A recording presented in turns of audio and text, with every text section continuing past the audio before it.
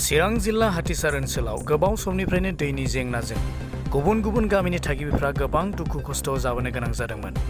थिग बेबादिनो सा दावागुरि गामियावबो दैनि थाखाय गोबां सुबुंफ्रा हाथास जानो गोनां जादोंमोन। बाखनायजाथावदि बिटिआर सोरखारनि अननायाव दिनैनि दिनाव हाथिसार सा दावागुरि गामियाव दैनि जेंनाखौ सुस्रांनो बरिं जावनानै होदों आरो गोदान सोरखारा थाबैनो बेबादि सातजारलाखौ नायसननानै गामियाव दैनि सुबिदा होनायनि थाखाय सोरखारनिसिम साबायखर बावहरदों गामिनि थागिबिफ्रा। दिनै खोब बाख्नायजाथाव जायनाखि बिटिआर सरकारनि लिडार्सफोर जोबोद बाख्नायजाथाव हामबाय होनदों।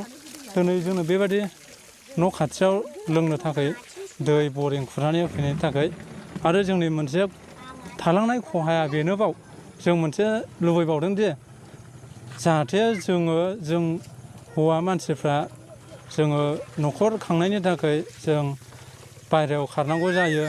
ओमफ्राय बे समाव न'खरनि बिसि फिसाफ्रा खस्थ'यै जोबोद खस्थ' लानानै दैखौ रोगानांगौ जायो। जोङो गैयाब्लाबो 1 किल'मिटारनि डिसटेन्सआव जोङो दङ। ओमफ्राय बे समावहाय जोंनि बिसि फिसाफ्रा लामानि थाखाय जोबोद खस्थ'नि थाखायहाय जोबोद खस्थ'जों रोगानानै जायो। दा बाहाय जहरना दं, नारख्लायनो मानोखौ हाया जायो, समनि गेजेराव गोग्लैयो। दा बेनि थाखायनो जाहाथे जायनाखि बिटिआर सरकारनि लिडार्सफोर आरोबाव बिनि साबसिन अननानै जोंखौ जोंनि थाखाय जाहाथे न'सिम न'खरनैजों न'खरथामजों जाहाथे लामा जिं जिङाव न' गुदियाव आरो बिनिफ्राय साबसिन लांनानै आजावनो मोनो जाहाथे बेबायदि सुबिदा होबावो।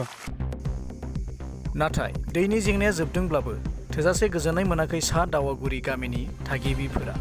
मानोना मोब्लिब गोहो थाङोब्ला मेसिन सालायनो थाखाय जेनेरेटर गैया आरो मोब्लिब गोहो फैयागौमानि दैखौ नेनांगौ जायो होननानै फोरमायदों।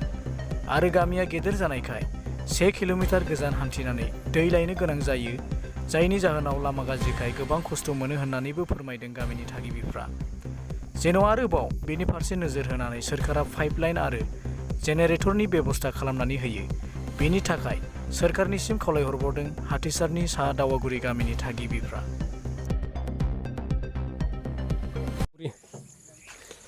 जों बे बरिंखौ मोननानै गोजोननाय मोनदों। नाथाय जोंनि गोजोननाया माने फुरा जायाखै। मानो होनबा जों लाइट गैयाबा सलायनो थाखाय जेनेरेटर नांगौ, बेखौ मोननो हायाखै। ओमफ्राय न' लांनो थाखाय जों पाइप मोननो हायाखै। बेखायनो गोजोननाया बारा जायाखै आरो फुरा जायाखै। सिगां जों बै बनगाव 4 नम्बराव लायोमोन, बेबो गोबां लामानि दिगदार। दा एसे खाथियाव मोननायखायसो मोजां जाबाय आरो। बेयो 1.5 किल'मिटारसो जागोन नामा।